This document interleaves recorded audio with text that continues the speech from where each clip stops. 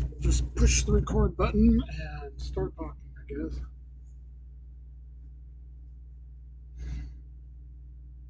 I've been trying to decide how to talk all day, thinking about making a video. I've had a couple days to kind of come to terms with what is happening and where things are going. And I know there's some questions. So I thought I'd make a vlog, and it's probably going to be very rambling. I'm going to try and put some useful information in it. And I was going to title this My Experience at Prime. So for anyone who is unfamiliar with my channel, and my hair is just terrible, I have been a over-the-road driver for 11 and a half years. I signed on with Prime originally on February 14th of 2013. That was my original hire date as a company driver. Turn the volume down. I had driven previously for, 4 weeks with a company out of Salt Lake City, Utah that was called Pride, Pride. And I feel like that's where a lot of my problems actually began. So I got my CDL from a school at home in Idaho. And when I signed on with Pride, I was, I can't do math. What am I, 32? So I would have been about 21 at the time. 20, 21, something like that. I got my license when I was 18, straight out of high school. And couldn't get any work. My age and a speeding ticket made it really difficult. When a speeding ticket fell off my record, Pride said, "We'll sign you up." So I went down to them, went through their orientation, got assigned a trainer, and we went out on the road. To sum that up, without going into great detail,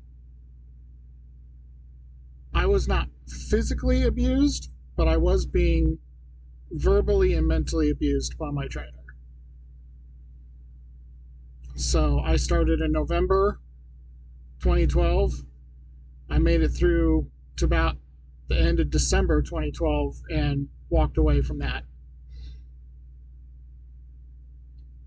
A couple months later, I heard about Prime, and I looked them up, and they had this big virtual tour online of their headquarters in Springfield, Missouri, and all of its fancy stuff. They touted, their divisions and their options and their freedom and all of that stuff. So I thought, what the hell?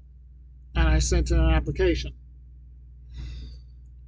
And I got contacted by a recruiter, and they said that they'd be interested in having me.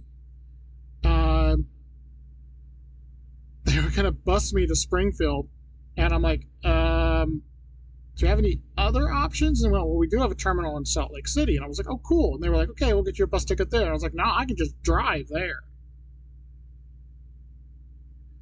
So I get set up for orientation, and I drive down to Salt Lake City, and our terminal in Salt Lake City at the time was an absolute dump, for lack of any better term. It was a dirt lot. It had a 6-bay shop that was, there were trailers everywhere. There were cars everywhere. The amenities building was also a shop that had been converted. You could still see where the garage doors were, and they had like 3 showers, a tiny driver's lounge, and a little company store all jammed into this thing. Like, to get towels for the showers, you had to go outside to the guard shack and get towels from the guard. And after seeing their display online, I was like, what have I signed up for? So went through orientation. That was fine. Got a trainer. I was on the truck with him for a couple of months, 3 or 4 months, something like that. I'm still friends with him today. Great guy. He's retired now. I got my first truck in 2013, and it was an International. I ended up getting that truck replaced because it had mechanical issues. And when I got it replaced, I specifically said, can I get one of the full-size condo units? Because at the time, they didn't give them to company drivers unless you were teaming or training. And they agreed, and I brought the cat I had at the time on the road with me. And cool. I did that for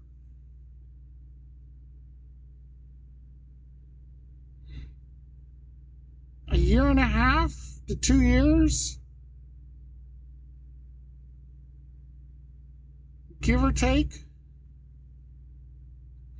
I spent the first several months assuming everyone hated me. I was getting what seemed to me to be horrendous loads, terrible customers, long wait times. I remember one place I went to unload took like 10 or 12 hours to unload me and charged me like $400 for a lumper fee, and I was like, oh, they're paying themselves this much per hour to not do work. And it was a couple months of that over and over and over again. In the beginning, I was like, oh well, new guy, they're testing me out, seeing how resilient I'm going to be. But after several months, I was like, okay, it feels targeted. And then I had an epitome day where I was like, maybe I'm not being targeted. Maybe everything just sucks. Maybe this is how it is. And that kind of pushed me forward for quite a while. I only did it for, like I said, maybe 2 years, a year and a half, 2 years, roughly.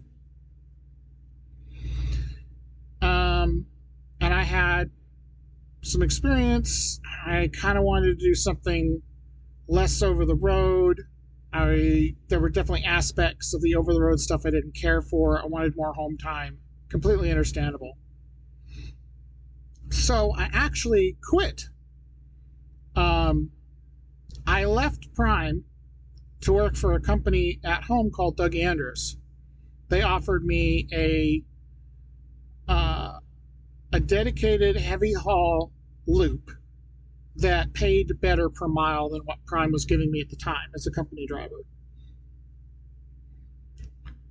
So I went and did that for about 6 weeks. And it started out promising and ended up being an absolute nightmare. My dispatcher that I had over at Doug Andrews kind of expected the fleet to run itself because it was a specialized heavy haul loop with a handful of drivers who basically did the same stops over and over and over and over again. But I'm new, I have questions, I have things I need to know, and she was not good at communicating or talking. So communication ended up being a big problem. I didn't know who to go to talk to about it. And about the time I was ready to try and find someone and say, look, I'm having major problems. I'd like to get them fixed. She went around me entirely to her boss and said, oh, well, he fails as a driver in this fleet, you need to get him off the fleet.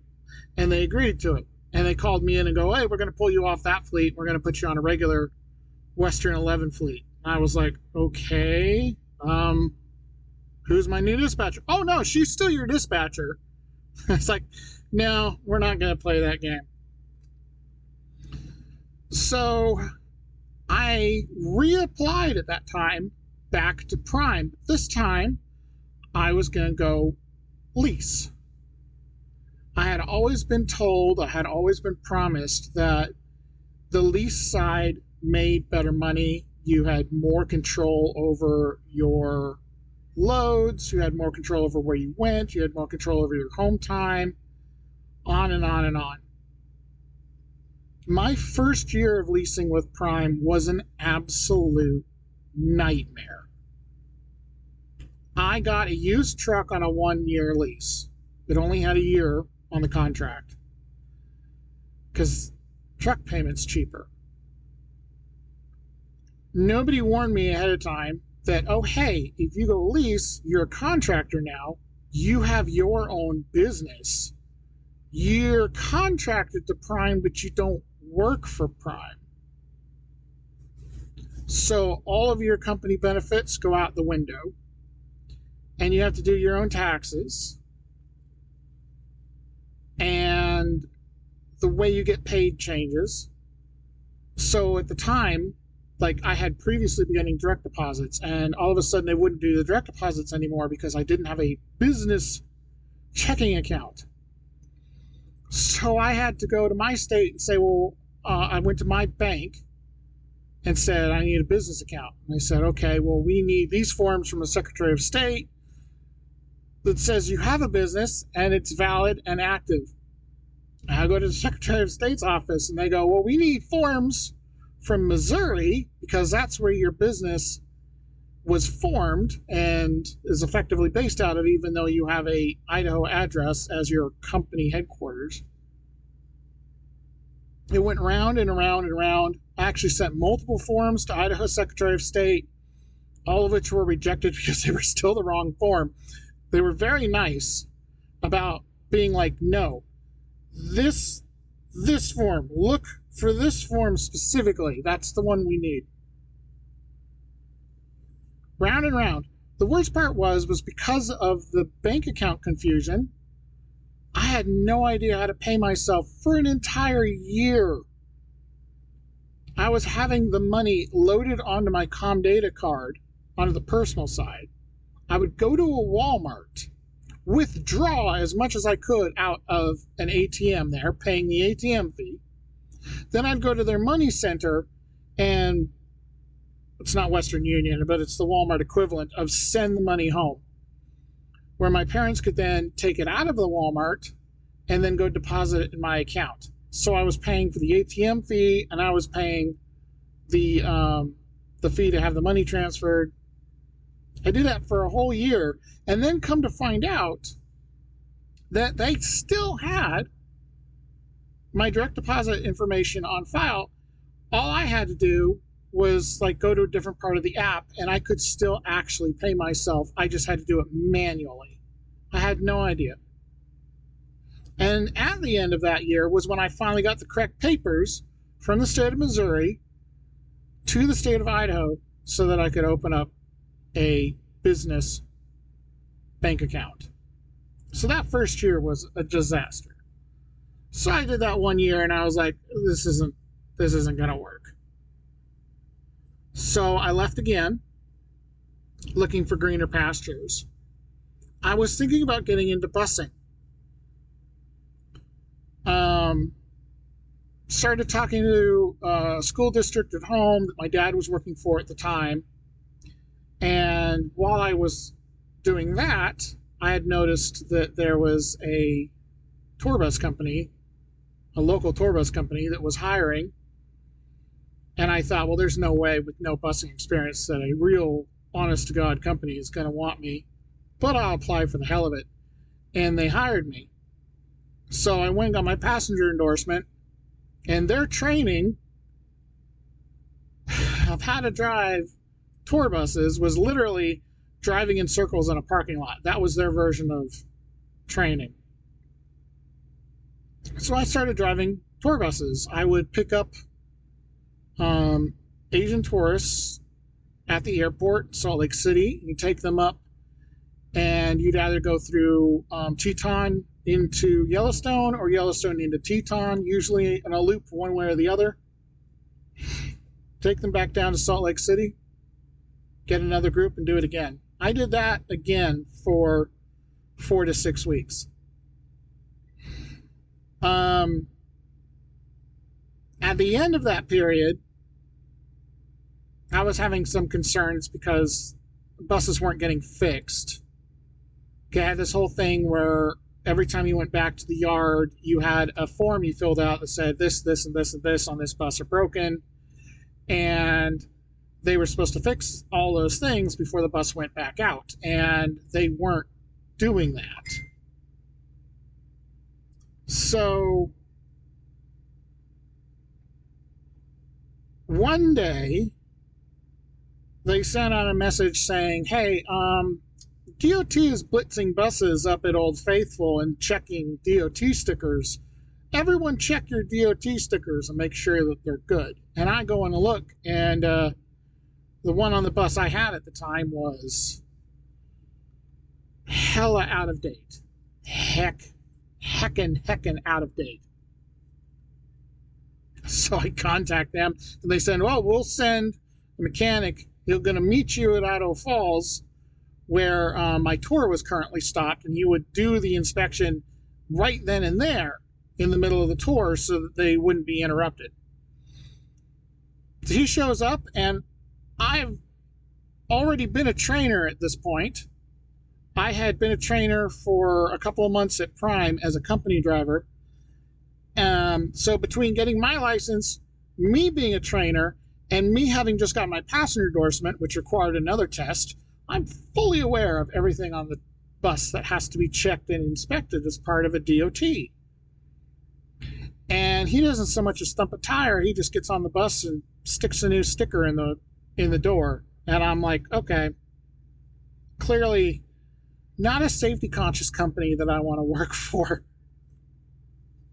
I actually asked them, I said, hey guys, do you inspect all your buses the same way? And they went, yeah, what's wrong with it?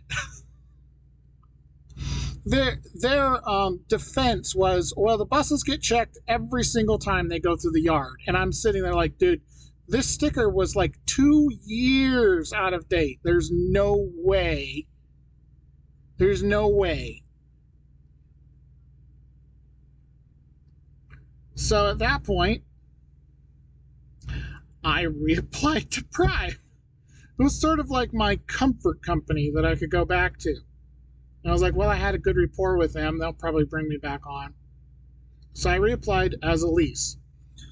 So that was in 2016-ish, I think. So I restarted, I believe, with a 2-year lease. 2-year lease, and then a 3-year lease, and then a 3-year lease. 5, 6, 7, 8. Yeah, that's about right. Because the first truck I came back with was another used one, lower payments. And in the end of that lease, I decided I was going to custom order a truck. So I had custom ordered a blue truck. That art back there, that was on the side of it. Wasn't as big or as flashy as what I have now, but it was on the side of it. It was my first automatic truck, which was a bitch. And it was the first in this new generation of Cascadias as well. So I had to completely relearn how to pack all my stuff because the storage changed. So the rest of my experience with Prime is over that last 8 years now.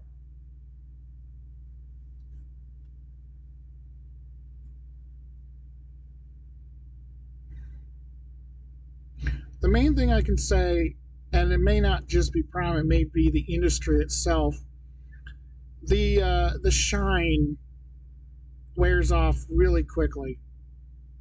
Because when you first start up and you're doing it and you're making money and you think, boy, this is fun, I get to travel, I get to see places, I get paid for it.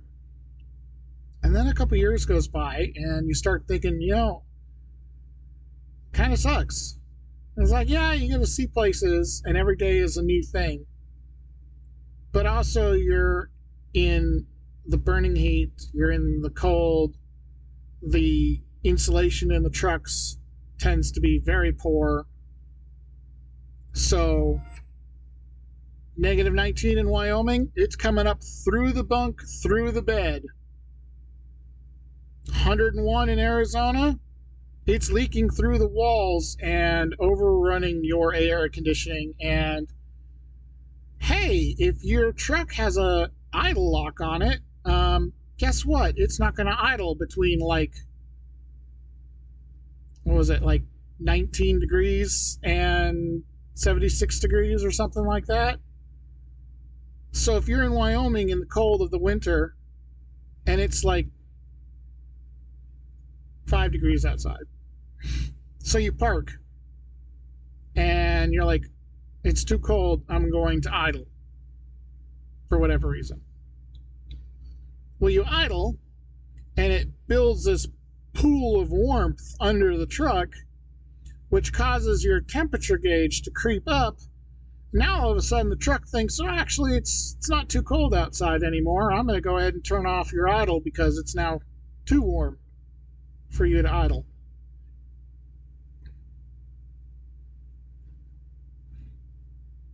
So the last truck and this truck, that was like the first thing was, hey guys, turn the idle lock off. They don't like that, but because I'm a lease, they'll do it. I spend every day getting shaken to pieces because the suspension sucks. This truck was supposed to be my most comfortable truck ever. I spent like $6,000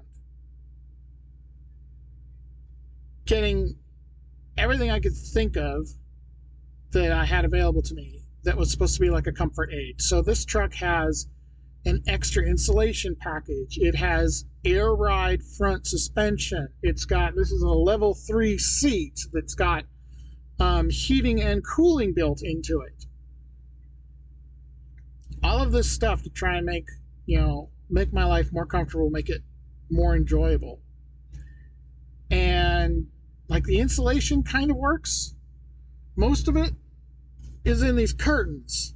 They're double thick. And they put some paneling in the side boxes so that there's less hot cold leak into the bunk.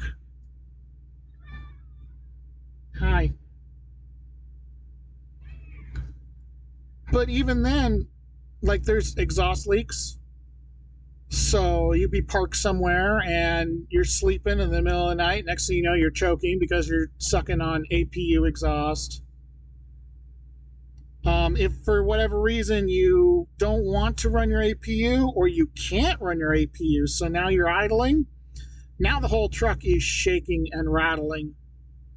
I don't sleep very well with the truck idling because I used to be a trainer.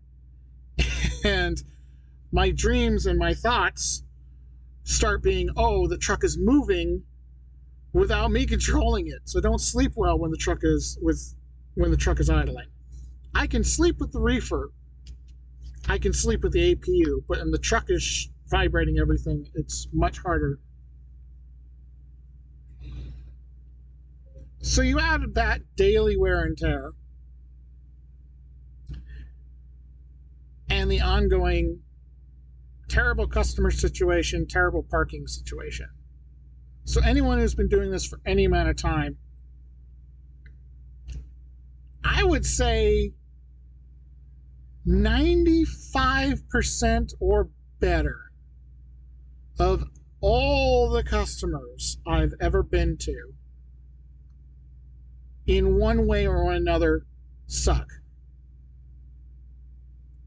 mean, there's an adage in the industry that if you're early, you're wrong. If you're late, you're wrong. And if you're on time, you wait.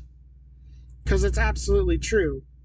There's all these customers that have mandatory appointments, and if you show up on time, you sit and you wait, and you start sitting there thinking, well, what was the point of the appointment if you weren't going to even talk to me for 2 hours till afterwards?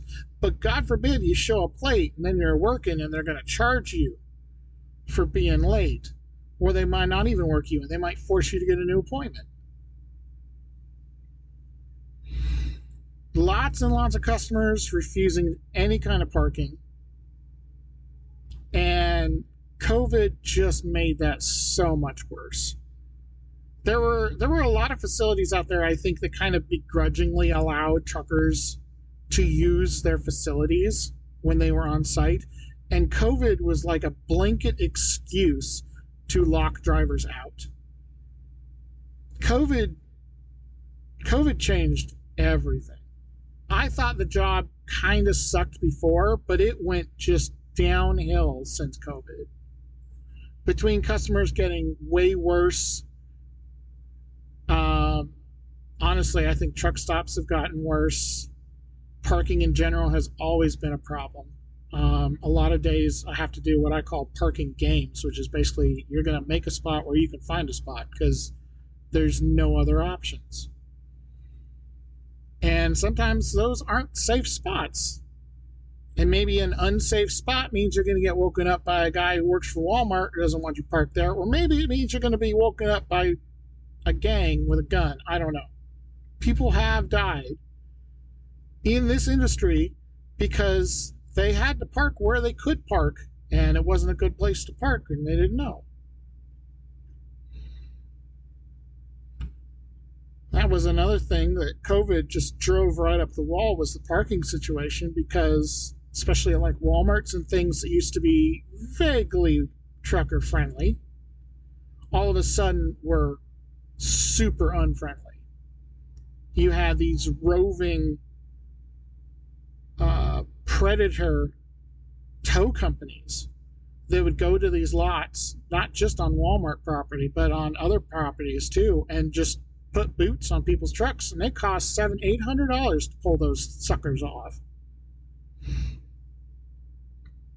It was bad enough at one point in the pandemic that shippers started having to write on the bills that food was an essential material, so that the tow companies would unboot people's trucks if they had essential materials on board.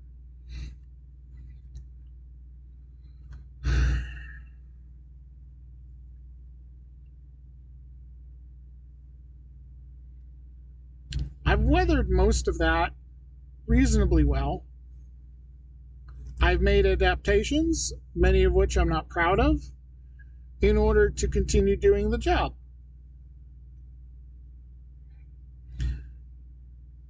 But in the same span of time, I feel like things at the company have not improved.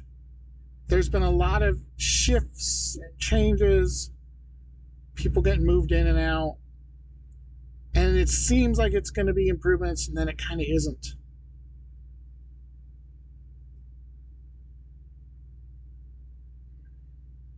I've had issues with dispatchers over the years.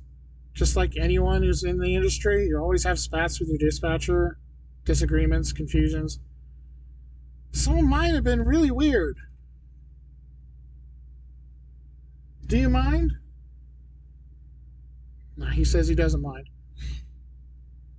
One of the earliest examples I can remember.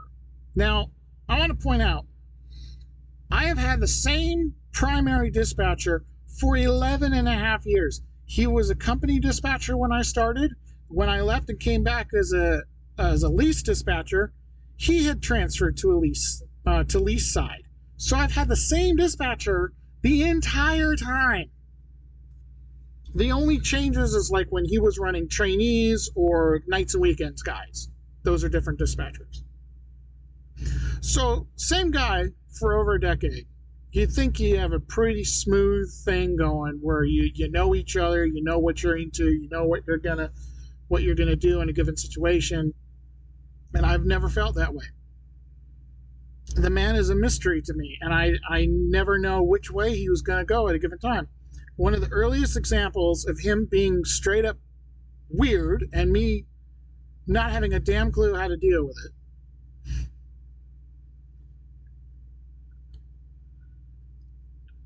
I don't remember where it started, but I remember one of the events specifically. I was down in, I believe, Louisiana. And at the time, I was putting my phone in airplane mode every night when I went to bed. It's my off duty time. I can use it how I want.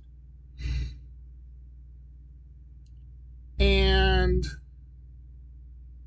there was at least two instances, but the one I remember specifically was at this pilot in Louisiana. I had gone to bed, and I was woken up the next morning by a knock at the door, and I look outside, and it's a pilot employee, and he tells me, "Your dispatch has been trying to get a hold of you. They can't get a hold of you." And this had been the second or third time within like a week or so where my guy had been annoyed. I don't think concerned is the right word, about the fact that I wasn't answering my phone, at least the second time, for sure, that he had sent somebody. Because another time, I think, was another driver or something that they asked to come knock on my door. And like, "Oh, your dispatch trying to get a hold of you." But yeah, they called the pilot and asked them to send an employee out to wake me up because I wouldn't answer my phone. I don't think it was a concern thing, because it was like one day. I mean, there was separation between the events, but it happened several times. And after that time, I was like, why? Why do you keep doing this? And it was like, "Well, can we come to an agreement? Will you leave your phone on at night?" And I was like, "If that's what it takes to get you to stop sending people to wake me up, sure, I'll leave my phone on at night." And guess what? In the years since then, I've almost never had an important missed call in the middle of the night. So what was even the point of that? Later on, I did bring that up with some other dispatchers who did think it was odd, but other than that, they didn't care. They looked past it. For me, it was little things like that, on and off, on and off, on and off. The way I've described it to a lot of people is they have the rule book for the game I'm playing, because it's a game. They have the rule book, and they tell me what the rules are. They won't let me look at the rule book, and they keep moving the goalposts around.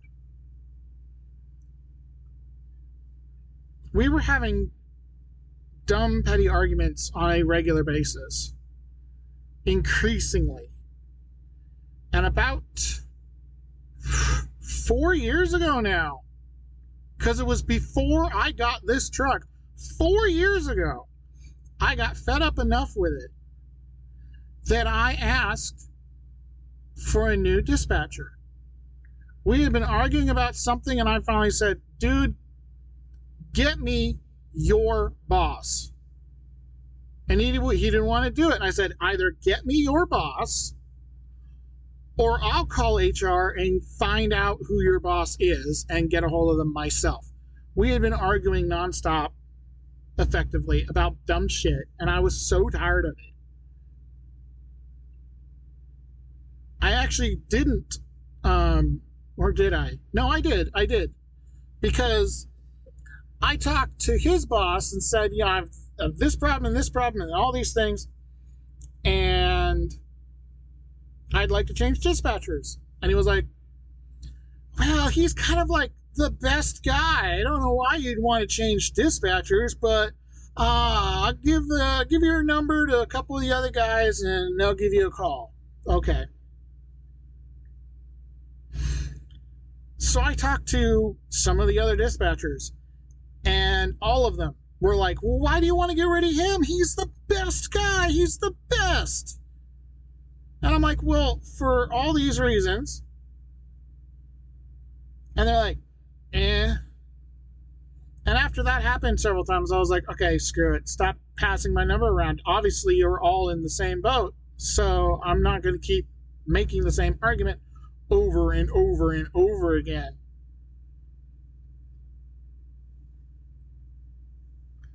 But I was still having ongoing issues with my dispatcher. And it was one of those things where it's like, about the time you think you're smoothed out and everything's going to go fine, there'd be another shit. And it would be everything from arguing about why there are no loads in Denver, and I'm getting deadheaded to Nebraska when I know there's loads nearby. Crazy shit. And keep in mind, I'm still dealing with all of the normal stresses of actually doing the job while having all these arguments with dispatch. I had one incident in Oregon where I was literally assaulted one night in a rest area.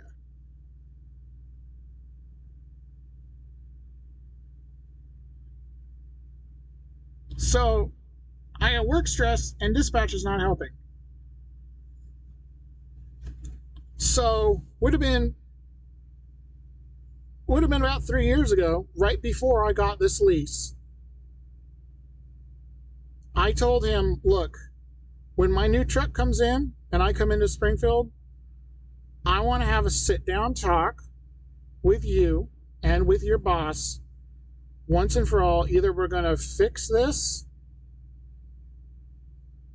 or, I don't know, I'll get transferred to another dispatcher. Something has to change.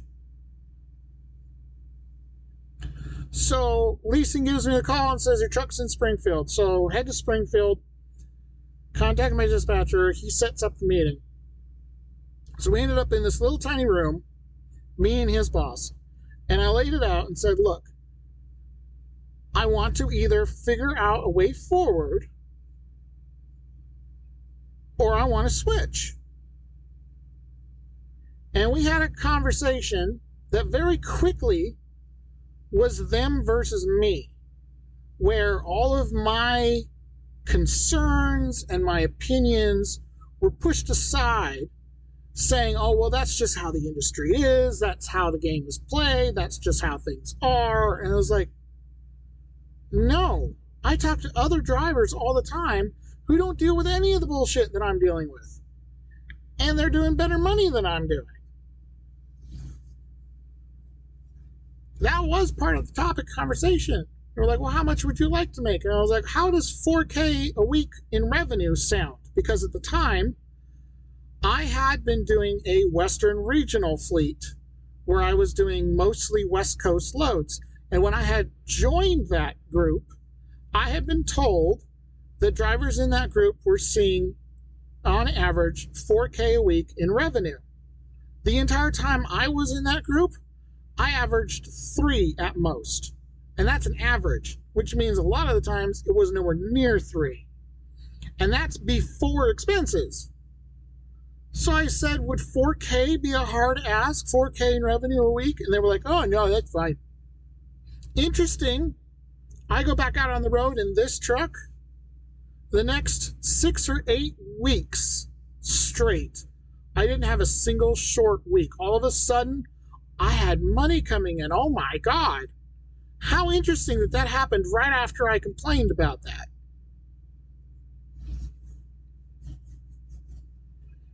That being said, the issues with customers and the issues with dispatch have continued ever since.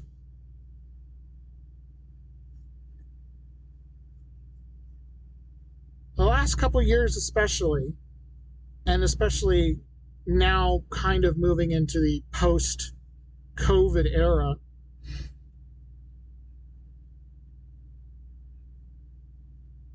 The freight drought right now is one thing. But when you're seeing shifting and changing and garbage coming through the company, and I explained to my guy, I said, look, I know things shift and change, but you are my contact. My entire view of what the company is and what it means to me is filtered through you. So if I'm having a hard time with you, I'm having a hard time with the company. And again, dumb shit. One of them was a Tyson down in Tennessee that didn't show up to work. I got sent to pick up a load, and the guy at the guard shack is like, nobody's here, and they may or may not show up. And I'm like, what do you mean they may or may not show up? So the workers at that Tyson literally just didn't show up to work. So no load, which again was supposed to be preloaded. Not again, I didn't say that before, but it was supposed to be preloaded. So after a day of waiting and no changes and no nothing, I was like, this is bullshit. Get me a load that goes somewhere. And was one of the arguments. He goes, no, we have to service the customer. I was like, the customer didn't even show up to work. I did my job, and they won't do their job. So we end up in an argument where he's just demanding, by any means necessary, that I stay on site and do the load. And I'm like, they didn't even show up to work. This is pointless. This is dumb. Get me something else. Get me moving. And he would not do it. And I've talked to other drivers, and they've been in situations where they've been like, this load is a bad load, I need a new one, and their dispatchers have gotten them out of it, gotten them into new loads. My guy, no. Every single time but one that I can think of, when I've had an issue with a customer that was bad enough that I wanted to drop the load and get a new one, he refused. And that one time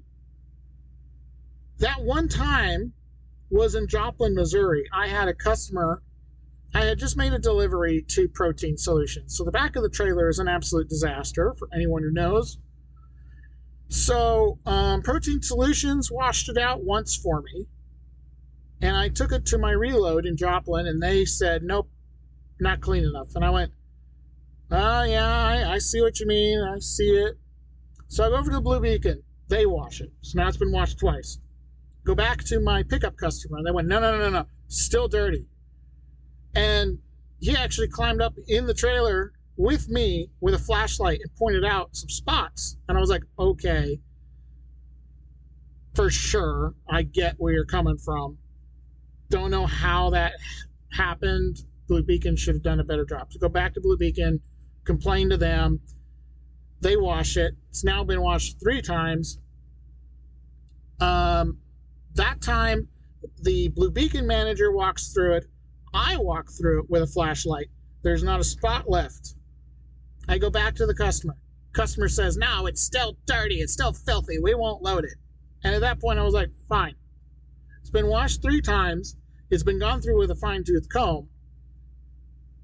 Obviously, nothing I do at this point is going to make it clean enough. So, started the argument with dispatch. It goes back and forth about service the customer. I was like, well, it's been washed 3 times. If it's not clean enough now, it will never be clean enough. And that is the one time I can think of where that sort of situation happened, and he did give in that time. They told me to park with the doors open all night so my trailer could air out, which I didn't do, but that was funny. So many dumb arguments like that. There's been dumb arguments about going home. There's been dumb arguments about coming back from going home. Had an argument with one of the other nights and weekends dispatchers. One year, I went home for Christmas and erroneously listed the wrong date. when I sent in when I would be available. And my regular guy wasn't even in the office. And the nights and weekends guy comes on and I was like, oh, are you ready? And I went, no, I won't be ready for another 3 days or whatever it was. And he goes, well, it says you were going to be ready now.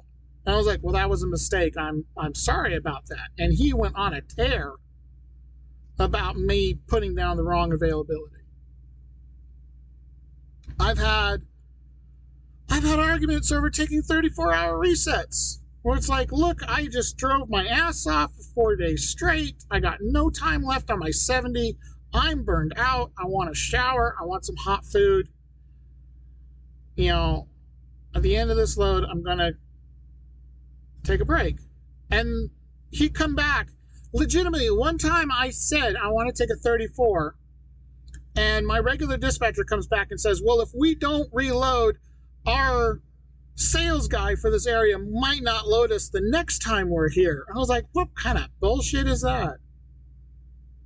Always argument. I was like, well, you've got recaps. And I was like, recaps are not enough, man. You got to have time to recharge. You know, I have laundry to do. So arguments over 34s, arguments over home time, arguments over loads, arguments about the truck. When I got my last truck, I was complaining about the transmission because it was the first automatic I had. And I complained to him about it. I was like, this transmission is garbage. He tells me, oh, it's fine. You should sit in on the automatics class that they offered in Springfield.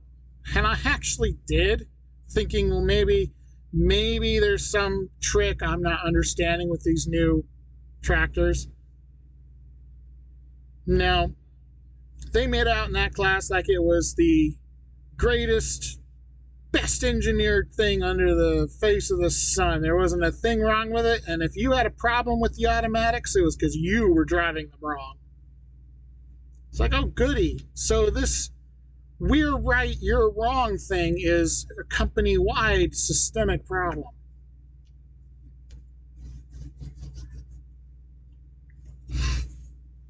So you get to the last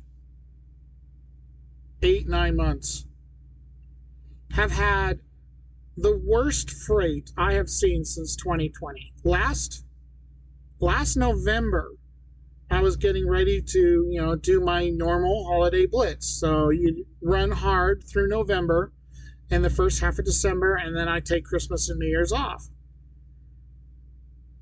And the freight's not there. I'm sitting around, I'm getting low rates. It was terrible. And then January going into February is already short. So you get into March and you think, okay, spring freight's going to pick up. We're going to start moving again. Nope. Spring freight wave never hit. My rates were still bad most of the time. I was spending a ton of time sitting around instead of driving. Well, how about summer freight? No. It's like when the produce started shipping out of Southern California and out of Yuma, Arizona, back in the late spring. They were like, oh, that's going to be a bump for everyone else. No bump. More sitting.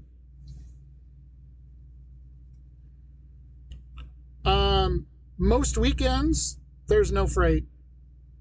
Almost every weekend in the last 6 months, they have sent out a fleet message saying, look, guys, take whatever we offer you because it's all we got. Otherwise, you're sitting till Monday, and some of these loads don't load till Monday anyway.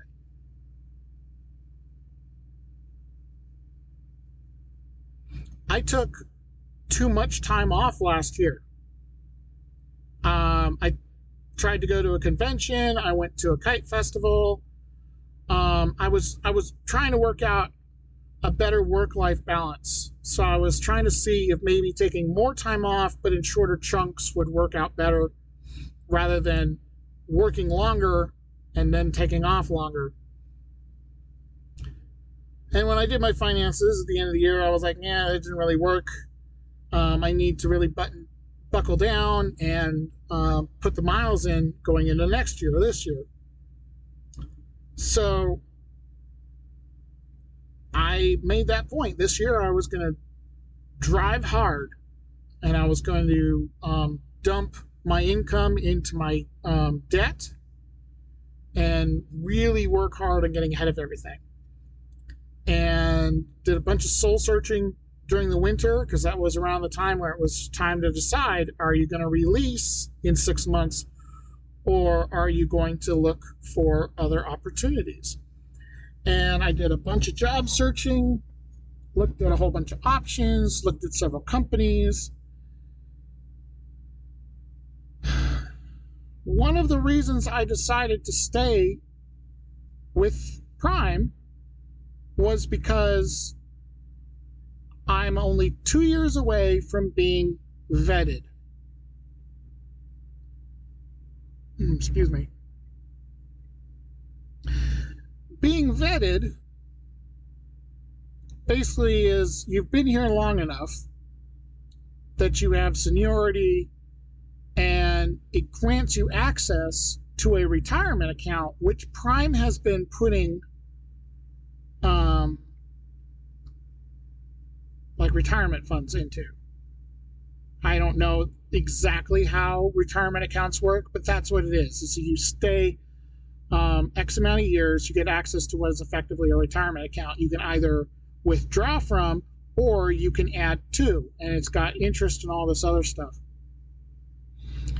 And I was thinking the smart play would be to do at least one more lease, one more 3-year lease. I'll have access to that account. And if I decide that I do want to leave after that lease is done, the smart thing to do would be to take the retirement account before I go, because that's money that I've earned and worked for. I should get it. So, not seeing any better options on that job search and the whole retirement account thing, I decided, all right, we'll go ahead and release. So that was when I ordered my new truck. It had almost $6,000 in extras that were going to come on it. It was going to have a fancy all-electric dash. It had this new Sure Power system for the plugs in the back. It had the extra insulation package, the extra lighting package, the nicer chair again, all of that stuff.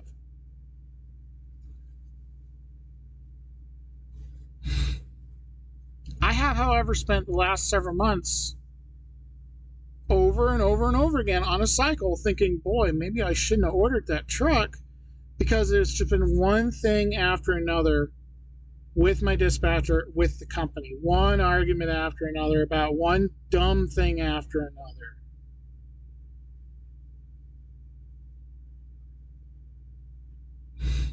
So last fall, my dispatcher approaches me and says, look, we're thinking about installing dash cams in all of the trucks. He knew I had one. I had made a habit that if I had a critical event going down the road, I would tag it on my own dash cam, and then I would upload that to my YouTube channel so I could send him a link to view that video while we would talk about whatever the event was. Or the idea being that, the video provides context. So he was aware,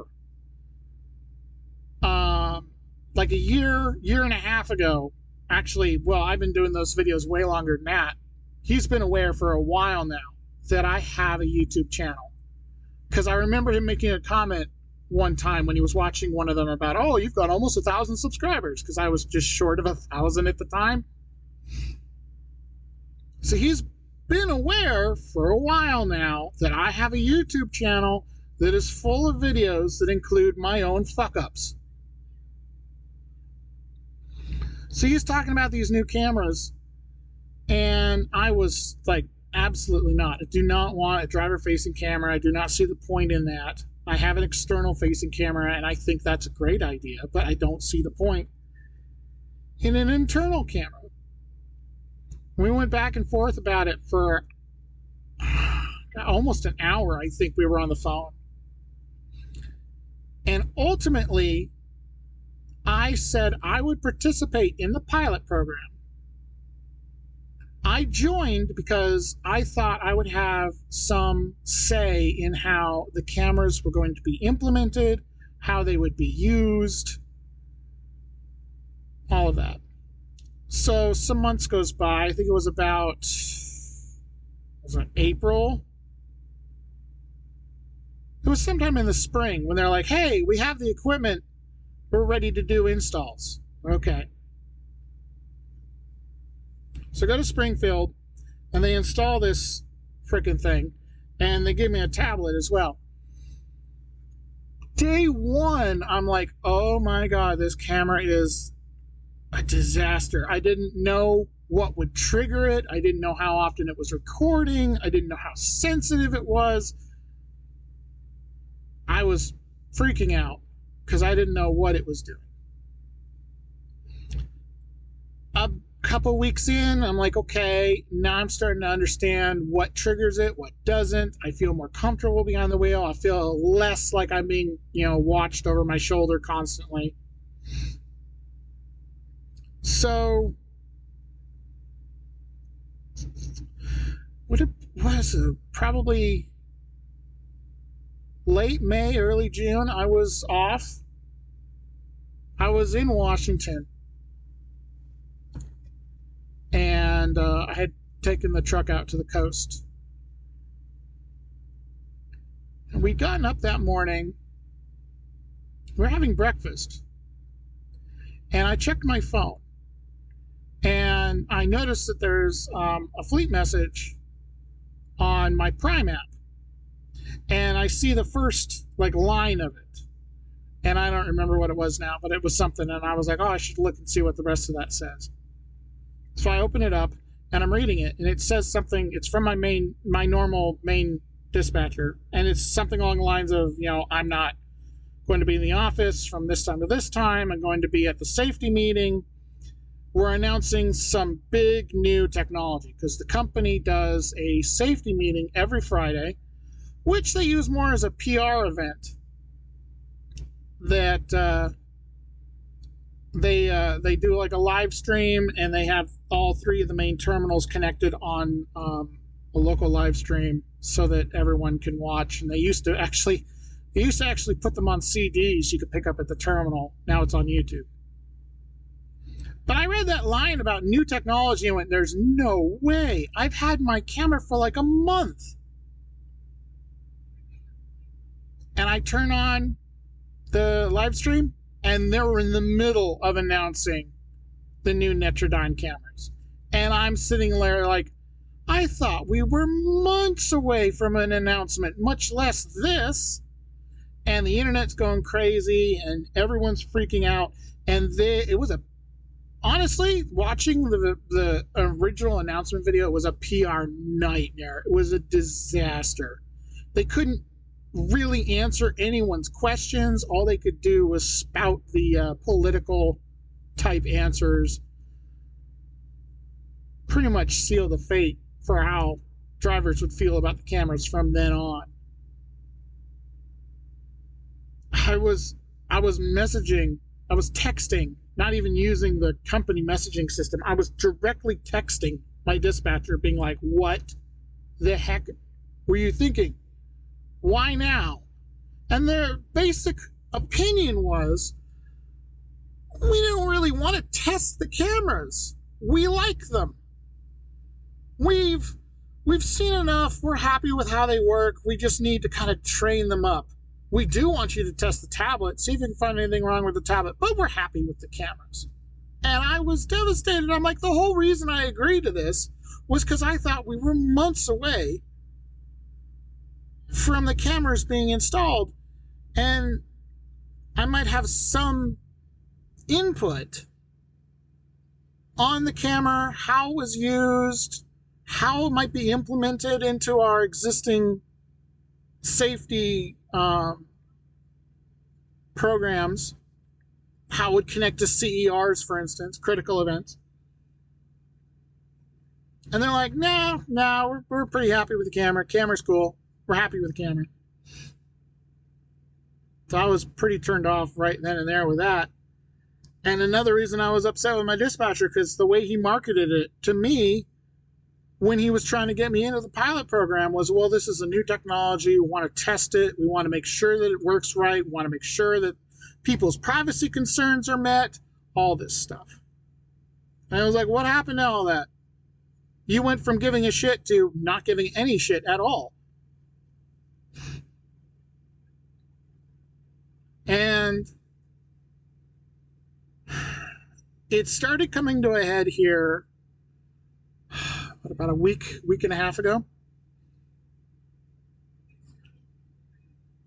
Headed down to Florida, and it was another typical fucked up run. I had to basically run partly overnight. I think it was 2 or 3 stops on that run. It was 3. It was 3 stops because there was 2 of them up around not Ocala, Orlando. There was 2 up around Orlando, and then I wanted to go down to Miami for a 3rd one. That was actually West Palm Beach, north of Miami. And I managed to do all 3 of those loads without any major issues. And the reload was, you're going to go down to this place that sells plants, and you're going to pick up plants. And it was listed on the dispatch as a preloaded drop and hook. And it was going to Maryland.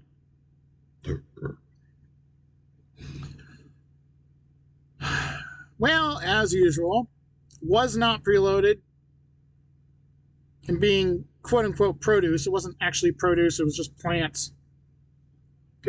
Excuse me. I ended up sitting there all day. So I'm really annoyed.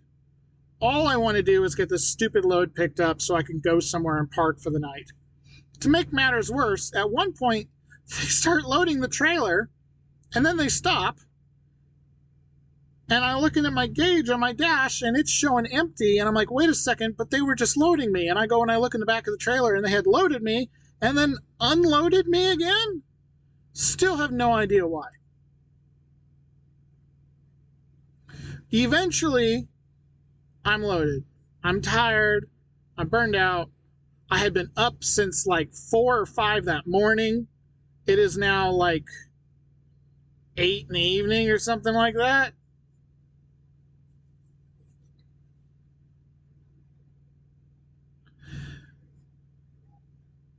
And I got parked in a service area on one of the toll roads.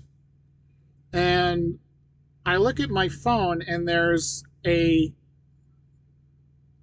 message thing in the safety section of Prime app. So there's your normal messages you get from dispatch, there's safety section, there's news. Typically, I think news is mostly full of fuel changes. I don't know if they can see this or not. It might be if it doesn't get over bright. But anyway, come on. Come on. Scroll, you bitch. It's called travel updates.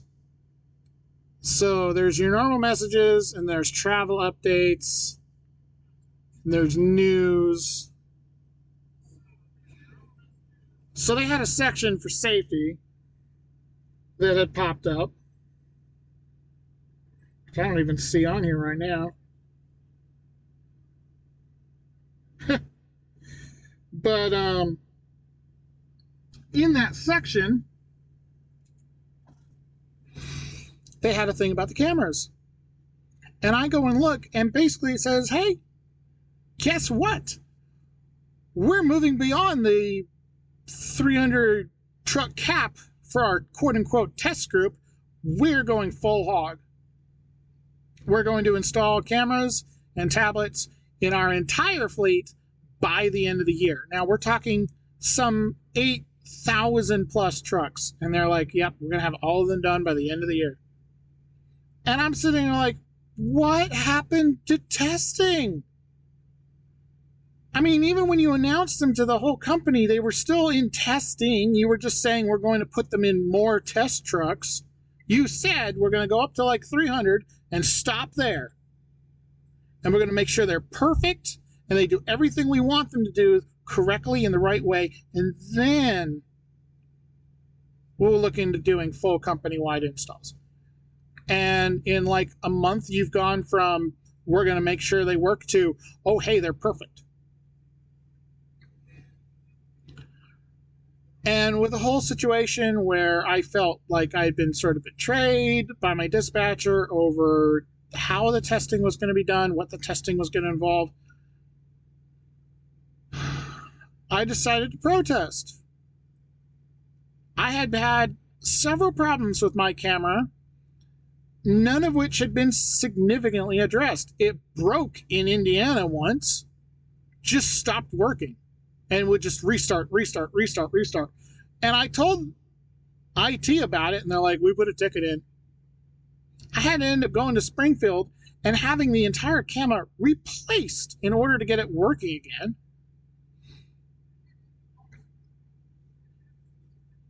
I've had other issues with it, and I've been contacting our IT people about them.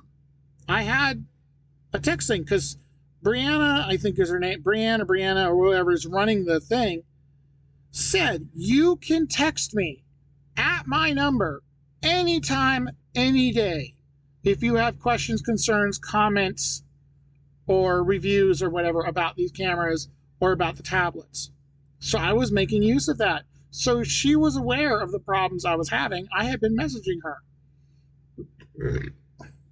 When the camera died, I even messaged my normal guy and said, look, the camera's not working.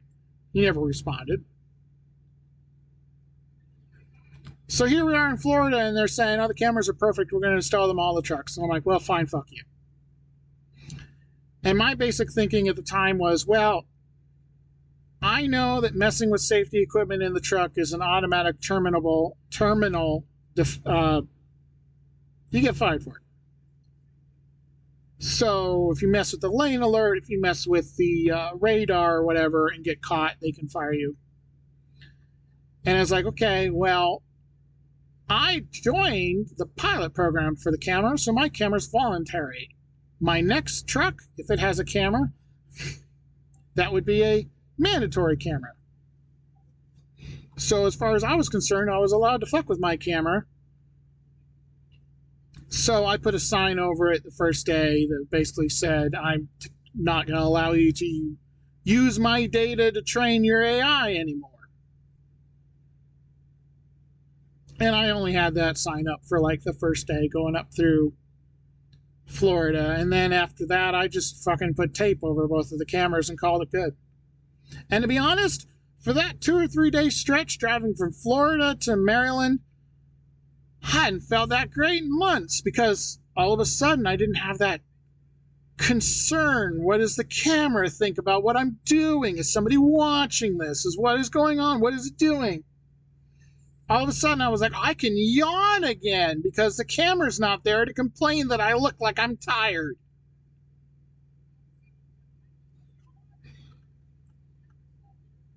Driving through Virginia on my way north. And I think we were going through Richmond. Traffic's kind of heavy. There's no rule in that stretch about not being in the left lane if you're a truck. So I was all the way left because I figure most of these people, they're commuting to work, they're coming on, they're going off on the exit side. So I will keep left and I'll just sail past everyone. And traffic was cruising. I was through downtown. And all of a sudden, there's a slowdown. And I saw it coming and I was on my brakes already reacting to it. Well, not hard enough. The system got upset. Ended up giving myself a double critical event. Basically, the radar decided I wasn't braking enough. So it decided to brake. So now we're both braking. Which gives me a second event For hard braking. The first one is for the intervention, and the second one is for hard braking.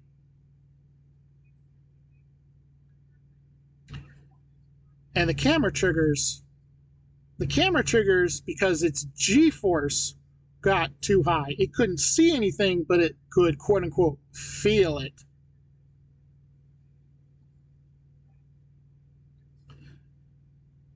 I didn't know that at the time. I got all the way up to Maryland, and all of a sudden I've got like 4 messages on my Qualcomm. Well, I'm a little early because you can only check in at Costco within like 30 or 60 minutes. So I pulled off on the ramp to let time pass, and I go and I look at the messages, and I've got one from safety that's like, we just had a double CER event, is everything okay? And then I've got 3 from main dispatch. And the third one basically says, you need to call me before I will reload you. And I'm like, oh boy, somebody's pissed. So I call him up, and we do the usual back and forth about the CER and whether or not I consider it to be bullshit, and them not giving a shit whether or not it's bullshit. They only care that it happened. And then it comes around to the camera. Because of the event, either they went looking for the camera and it was blank, or the camera, I think, did in fact trigger, but it triggered on a black field because the camera can't see anything, and so it was just running off the G sensor. So now they know the camera's been covered. So now he's having a freak out because I've tampered with safety equipment. And I gave him the same logic of, hey, I volunteered for this camera.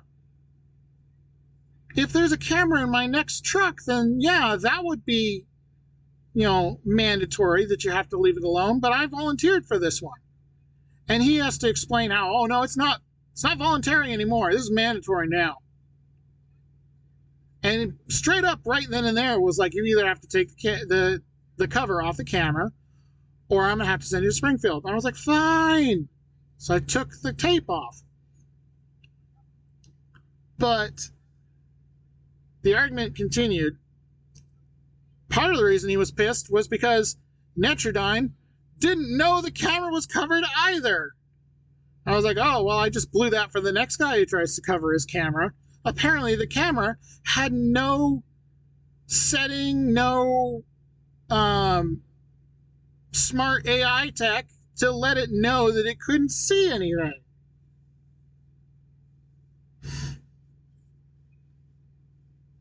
So that was an argument. Felt great after that.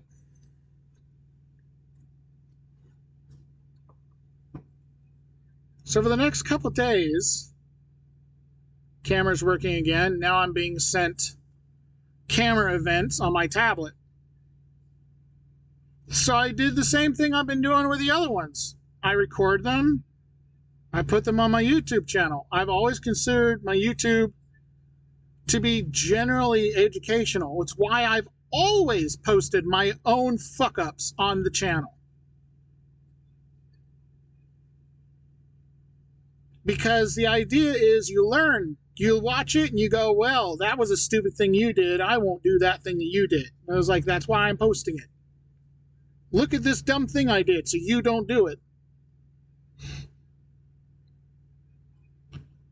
I will admit the last couple of videos from the tablet that I posted were partially protest videos. Those are the ones that were clickbaity with the all caps and stuff. Basically, I was trying to point out that I still considered the internal facing camera to be useless. The external facing camera is fine. The internal camera shows you what? Me sitting there staring out the windshield?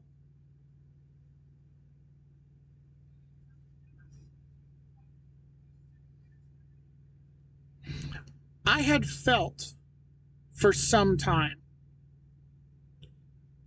like the arguments had been working up to something. Some time back during one of our arguments, Ryan effectively told me that he was fed up with me.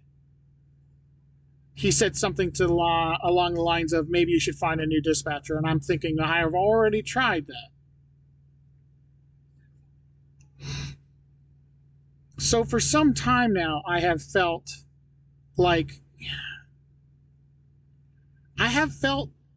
targeted. I felt like a lot of these arguments were manufactured. That, like I said, so many of them have been based on dumb bullshit and petty shit. It was almost like it was instigating.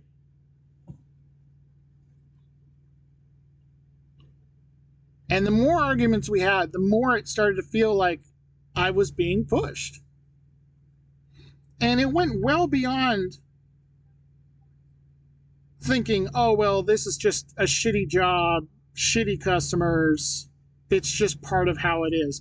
It started to feel like, oh, no, you're doing this to you. You're the mess up.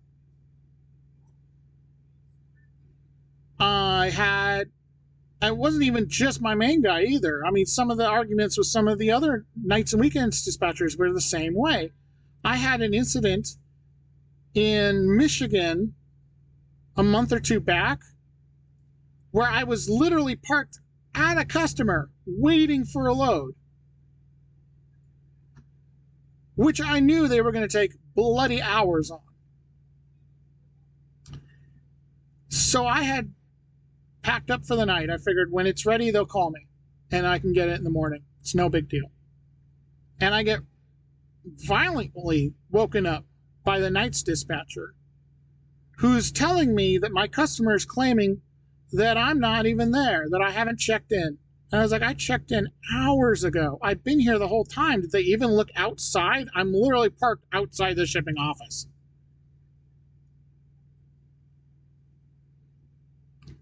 So I'm upset. I'm cussing. I'm cussing at the customer. I'm cussing about the customer. Night's dispatcher took it personally, reported it to HR. I get a call from Ryan the next day telling me that, there's been a complaint. And he has to give me a spiel about it.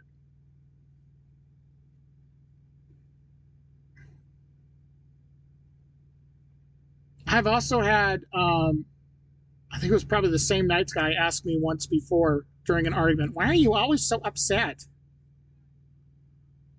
Because you're making me upset. Another great example of one where they were definitely after me. I had a poultry load that was going from Missouri to Indiana, and it took 8 or 9 hours to load it. So I'm driving to Indiana and I'm looking at the miles and I'm looking at my time and I'm thinking I don't think I'm going to be able to make it. So I did what I've always done in that situation. I went and I found somewhere to park and I updated dispatch and said, this is the situation, this is where we're at. Now in the past, it's been hit or miss. So it's sometimes when they wanted perfect on-time loads with Tyson, they would send another driver to swap loads with you. Or a lot of the other times, including at that time, it was much more common for them to just do a reschedule. Totally common, average thing to do. Wasn't my fault I was running behind schedule. The shipper was supposed to have it preloaded. They took all day to load that trailer. It is not my fault that I do not have the hours to make it overnight to this delivery.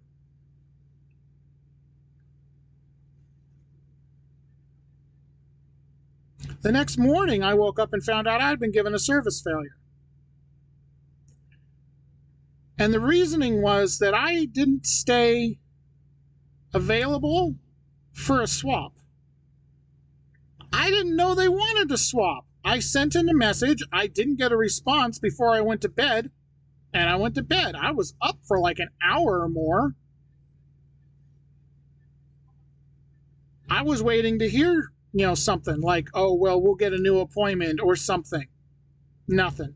Next morning they tell me, oh, well, you didn't communicate properly. You didn't let us know. We could have found a team and repowered that load and gotten it delivered on time.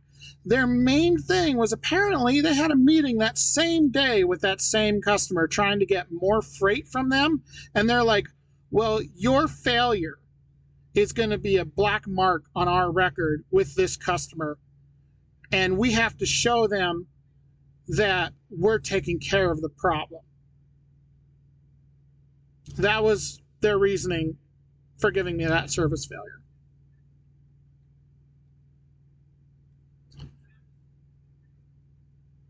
I have told Ryan multiple times that I did not feel like he had my best interest in mind.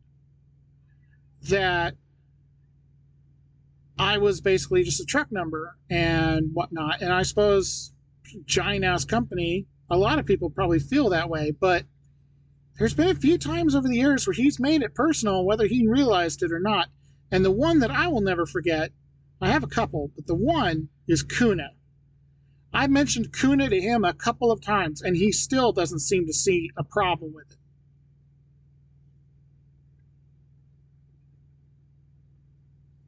Sorry, I have a cat here. How could that be? A couple years ago, I'm in Kuna, Idaho, which is outside Boise. There's a meat plant there. And they were kind of new, really wonky system for checking in and whatnot. No overnight parking. And I was there all day. And I'm like, okay, well, I guess I'm going to have to drive out of hours to the truck stop. Well, there was another driver there from another company. And the guards, while I was trying to check out, were in the middle of trying to figure out how to evict this other truck. And the guards seemed kind of disorganized. It was a whole thing. I have been filling out reviews of customers online for years. I pride myself on being factual in my reviews. I don't tend to sit there and bash customers for how I think their service is. I go in there and I give directions to the terminal. I tell people what the check-in process is, how to find the shipping office, things like that. So I did a review for Kuna. And I mentioned, where they were, what the check-in process was like, the number you needed to find on your form to check in. And I mentioned, some of these guards don't seem to know exactly what they're doing, and they had this whole thing about no parking. They were trying to evict a truck while I was there. In my entire career, I've had a handful of companies respond to my reviews on Google because they can totally do that. A handful. Kuna got pissed about that review. They used the date of the review, my name on it at the time, and some comments about referring specifically to Prime in the review, because the check-in process was different for a Prime driver than it was for other drivers, and I had commented that if you're a Prime driver, you do it this way. They contacted the company and found me through the company and demanded that the review be removed. And I'm sitting there thinking, so the way I found out was I get a call from Ryan basically saying, oh, yeah, I have this note. There's this company. Do you remember this review? And he had a full written out copy of the review, and he read it to me. And my thinking at the time was, okay, first off, I feel like that's free speech. Second, they could have responded to the review at any time on Google if they wanted to, because that's totally an option. They could have complained about it there, or they could have said it was false. They could have whatever. Third, I'm one guy in a fleet of like 8,000 or 9,000 drivers. Why do they give a shit what one guy's opinion is? Ryan doesn't defend me. He basically says, look, they want this removed, so you're going to remove it.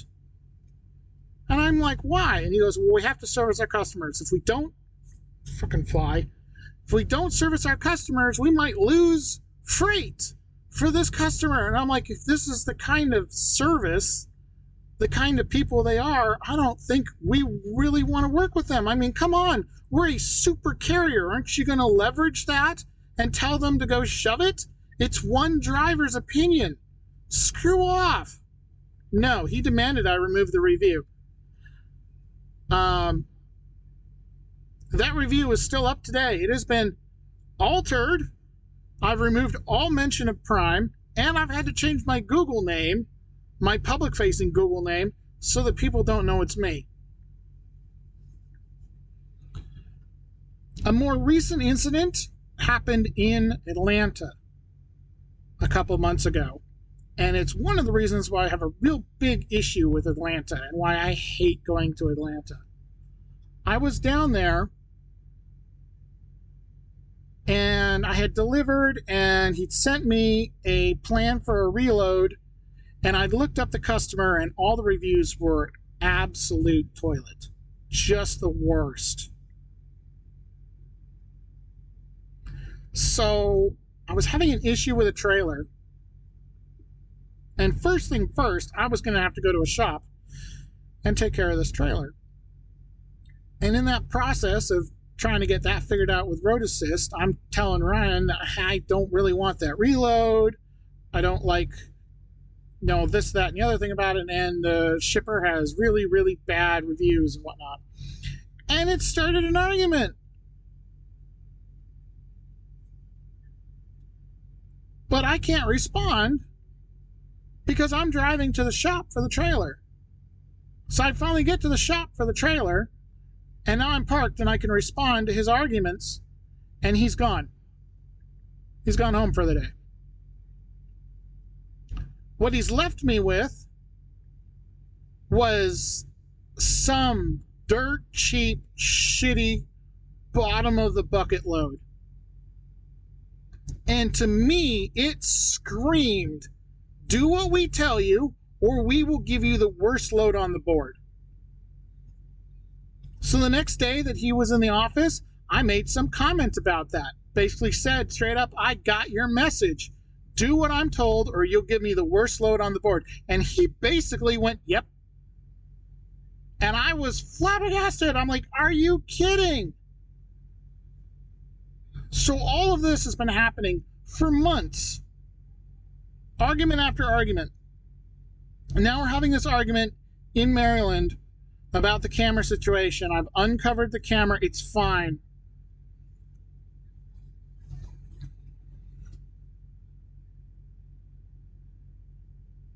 It was not a great argument, some of which has been saved in one of these live streams, I'm sure.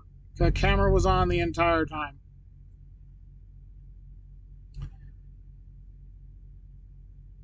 He goes home for the weekend.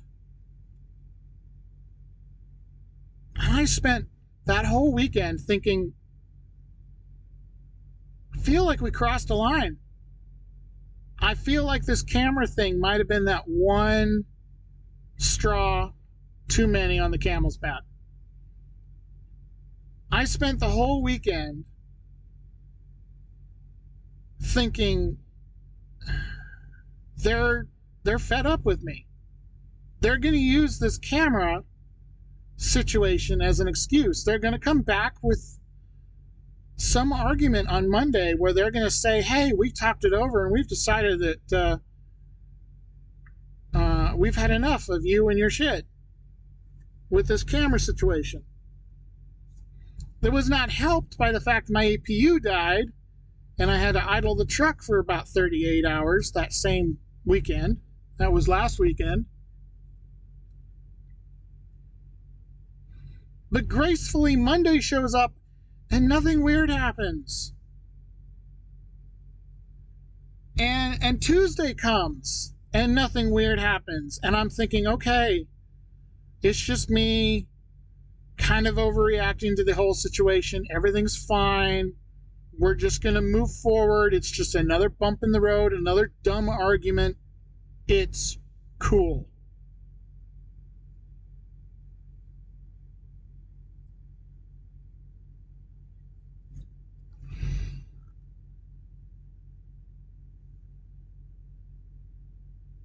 And then Thursday morning, I have a message on my computer, something along the lines of, I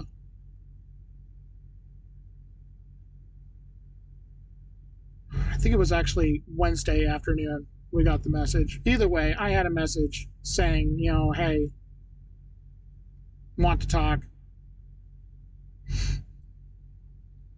So I called in. Yeah, it was Wednesday. And we had this brief conversation about my videos. And specifically, the one coming out of Florida that I posted on my channel talking about the camera, my disappointment with the so-called testing, and my protest by covering the view of the camera. And the way he explained it in that phone call was that they didn't care for the language of the note. And I'm thinking, that was the point.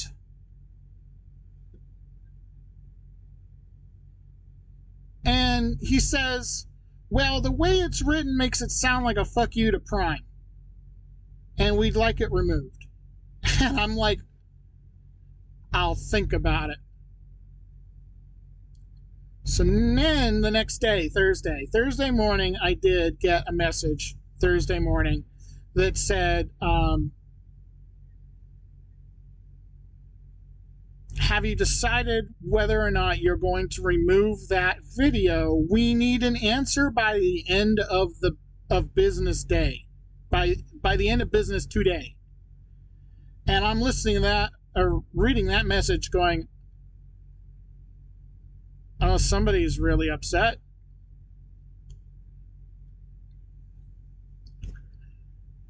And I'm thinking at this point, how far do they want to take this? How far am I willing to take this? Because this feels like an extension of the argument we already had the other day. The camera's uncovered. Why do you care about my protest video? You yourself told me when you called me the day before that they didn't find, he and a safety person both watched the video and said, oh, there isn't necessarily anything factually wrong. We just don't like the language. That was the way they put it. So I wrote back to this thing about we need an answer by end of business and said, or what? Just to see what was going to come back. Well, what came back was he calls me at my shipper that morning. At my shipper with the head of safety on the phone. Interesting. They don't have really anything to say about the video where I covered the camera. They're concerned with the other videos that I posted since then.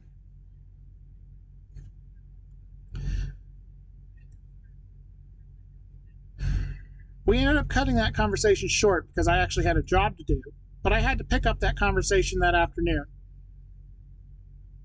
And I spent the entire afternoon dreading how that conversation was going to go, because the only way it went in my head is take the video down or you're fired.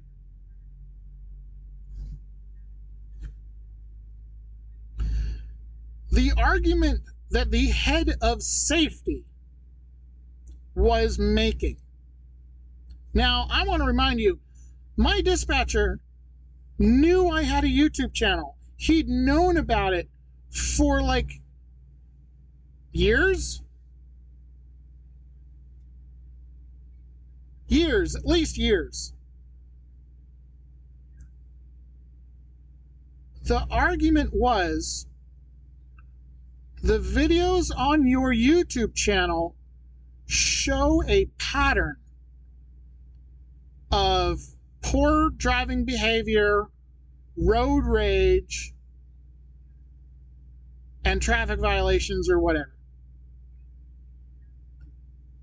And that in the event that you have an accident with a member of the public who chooses to sue the company, your videos will be a liability to our defense. So the short of it was, your videos make you a safety liability. What now? All of a sudden? I've been posting videos for years. Why does it matter now? He wouldn't straight up say it. He would not say it. I had to say it. Because I said, what happens if I don't take the videos down? He goes on a PR style, we'll have to evaluate, blah, blah, blah. No. What you mean is take the videos down or contract termination. And he goes, more or less, yes, is pretty much how he answered it.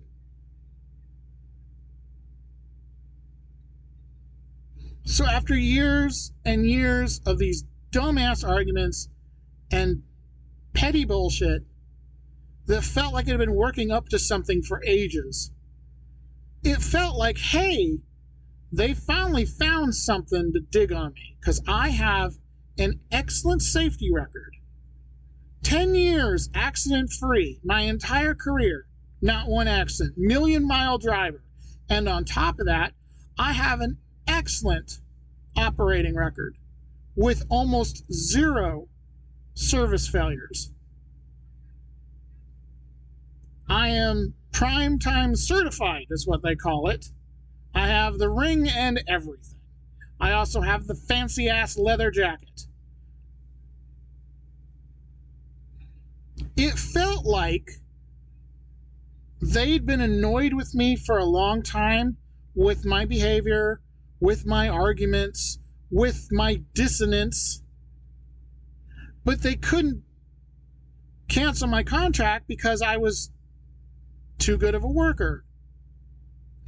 It felt like this camera thing was just an excuse.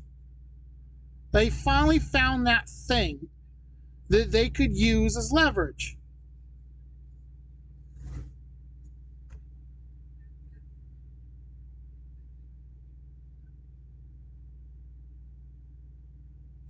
All I have to do is delete the videos off my YouTube channel.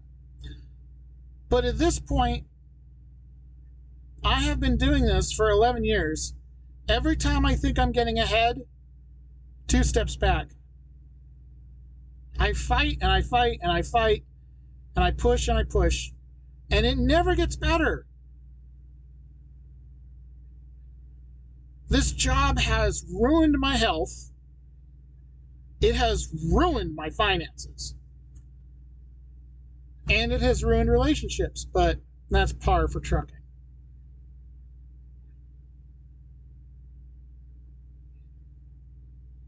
So fuck it. If you think the videos are a terminal offense, then terminate me. I'm done. I'm done fighting. I'm done with your bullshit. I'm done with your arguing.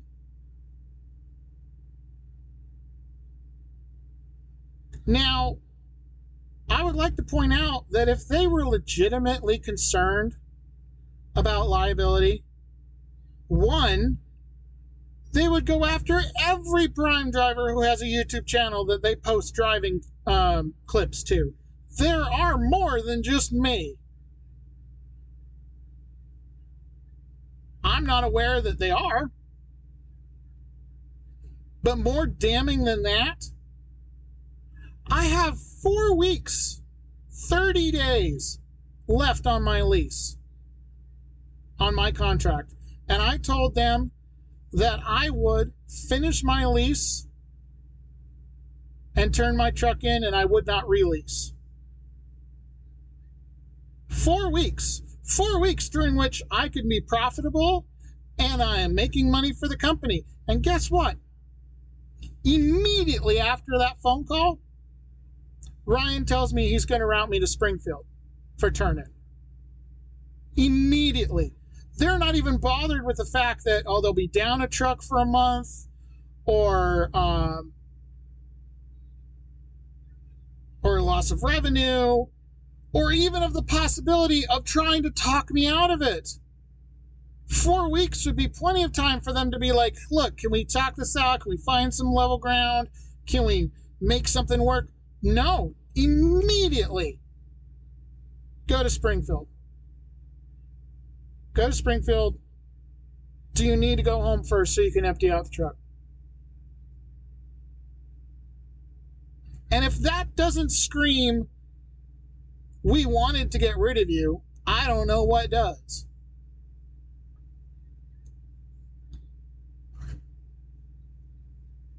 So that is the series of events that has led up to this. That is where we are.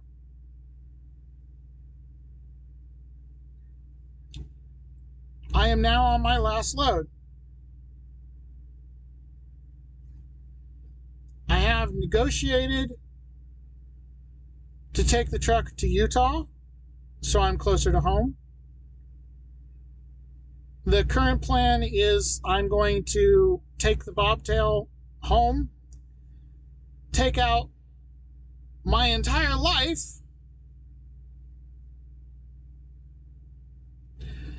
and then turn the truck in Salt Lake.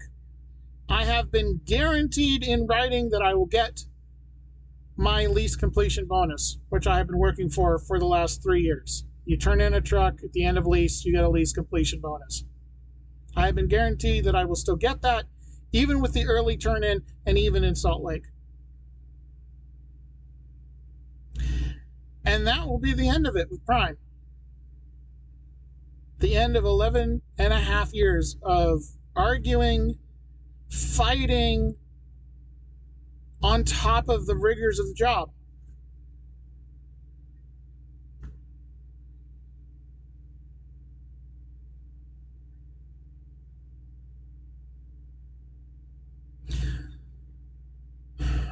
I guess the best conclusion I can make is, assuming you've made it this far into the video, if you're looking at Prime as a job, as a career, some guys do great. I wasn't one of them. I've lived paycheck to paycheck most of my time here, both as a company driver and as a lease driver. Paycheck to paycheck. I have an e-fund, and I have barely enough money in my e-fund at any given time to even just take time off, much less actually cover an emergency. At one point, I was draining my e-fund every week.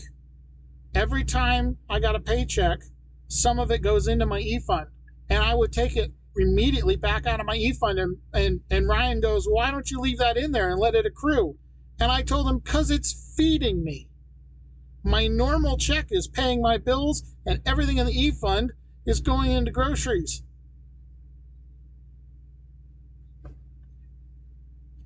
Paycheck to paycheck.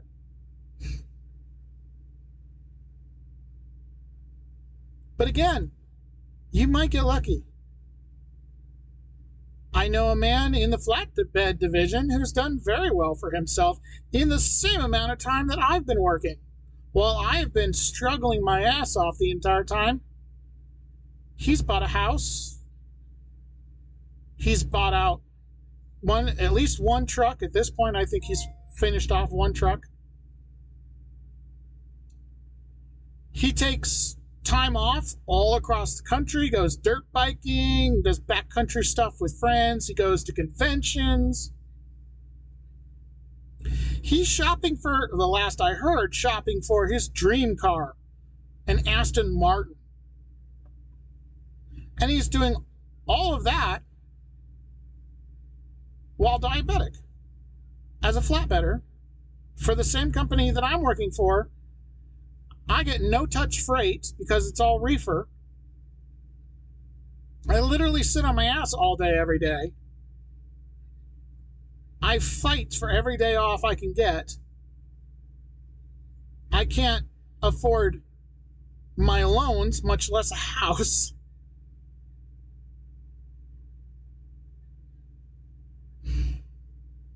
While I've been living check to check. My dispatcher has moved from Salt Lake to Springfield. He's married.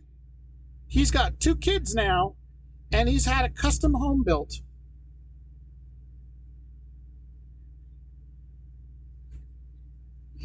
One time I complained to him about the money I was making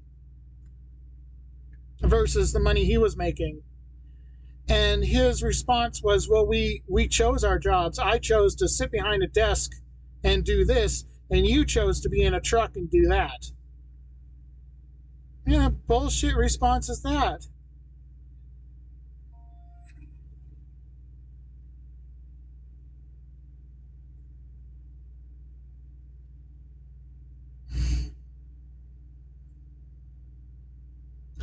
I don't know if I would take back the last 11 years.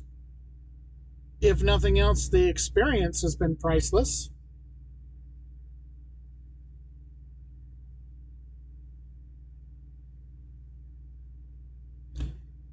But if you were to drive for Prime and run into the same problems I've been running into,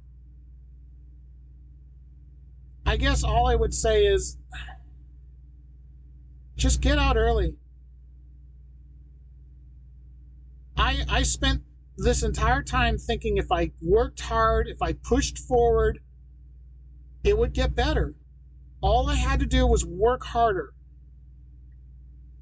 And I've never had that satisfaction.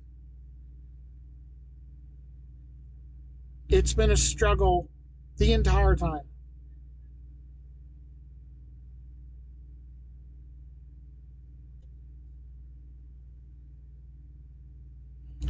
I'm honestly looking kind of forward because the choice has been made and I can put this behind me and I can do anything else, something else.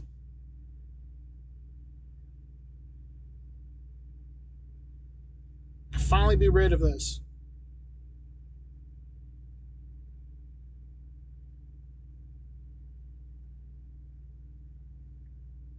I am still annoyed about the other truck because I had ordered it. I don't get any of that money back.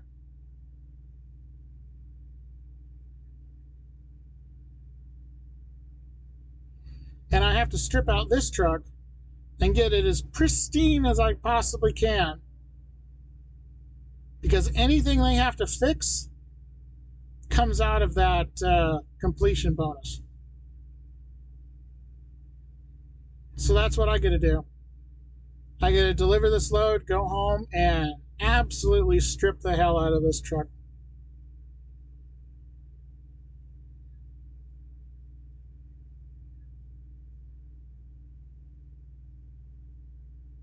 Somebody commented to me and said, it wasn't 11 years wasted. You have that experience with a starter company, and now you can take that somewhere else and get something better. And I'm hopeful. I am hopeful, which is saying a lot because I haven't had a hell of a lot of hope in the last several years. It's just been one thing after another after another.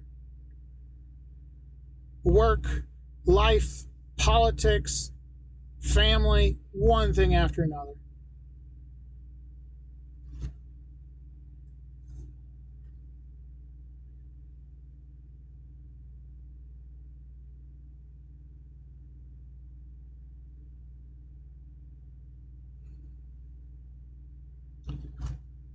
Yeah, I don't have any succinct final thoughts beyond that.